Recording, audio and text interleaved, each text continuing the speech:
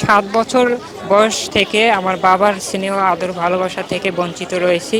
আমরা আমার বাবাদের ফিরে পেতে চাই। আমার বাবা সহ যারা নিরপরাধ বিডিআর রয়েছেন তাদের সকলকে যেন তাড়াতাড়ি মুক্ত করে দেওয়া হয়। এই দীর্ঘ ২ বছরে আমার বাবার বিরুদ্ধে কোনো রকম কোনো তথ্য বা প্রমাণ পাওয়া যায়নি যে তিনি এই হত্যাকাণ্ডের সাথে যুক্ত বা জড়িত। আমার নাম মোহাম্মদ আবরার করিম ইফতি। আমার বাবা দীর্ঘ ১৫ বছর থেকে জেলখানায় আটক রয়েছেন। আমার বাবার নাম মোহাম্মদ রেজাউল করিম। তিনি বিডিআর ল্যান্স নায়ক সহকারী ছিলেন তার পদবি, এবং তিনি বিডিআর সদর দপ্তর রেকর্ডিং ইউনিটে কর্মরত ছিলেন। এবং এই বিডিআর হত্যাকাণ্ড হওয়ার প্রায় দীর্ঘ ২ বছর তিনি চাকরিতে বহাল ছিলেন।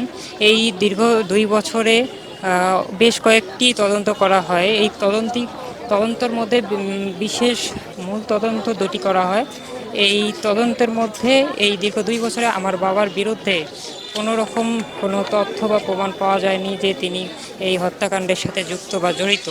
তারপরে পরবর্তী সময়ে যখন পাওয়া যায়নি তখন তাকে মিথ্যা সাক্ষী দেওয়ার জন্য ফোর্স করা হয়। তখন আমার বাবা বলছিল যে আমি মিথ্যা সাক্ষী দিব না, আমার জন্য অনেক ফ্যামিলি তাদের আপনজন হারা হয়ে যাবেন, সেই জন্যে তিনি মিথ্যা সাক্ষী দিতে রাজি হয়নি।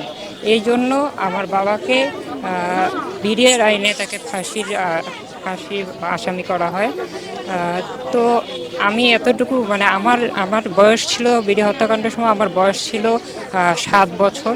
তো এখন আমার ২২ বছর বয়সে যতটুকু আমি বুঝি, তো যতটুকু বুঝি যে এই ২ বছরে মানে হত্যাকাণ্ডের ২ বছর চাকরি করার পরেও কোনো এতগুলো তদন্ত হওয়ার পরেও কোনো আমার বাবার বিরুদ্ধে কোনো প্রমাণ বা তথ্য না পাওয়া সত্ত্বেও কীভাবে তাকে ফাঁসির আসামি করা হয়, এই আমার ২২ বছর বয়সে আমার এতটুকু মাথায় আসে না।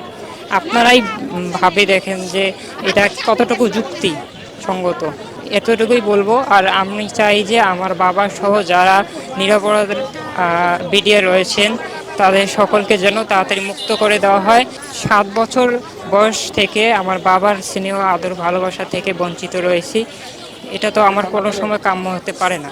আমরা আমার বাবাদের ফিরে পেতে চাই, তাদের যেন তাড়াতাড়ি মুক্ত করে দেওয়া হয়।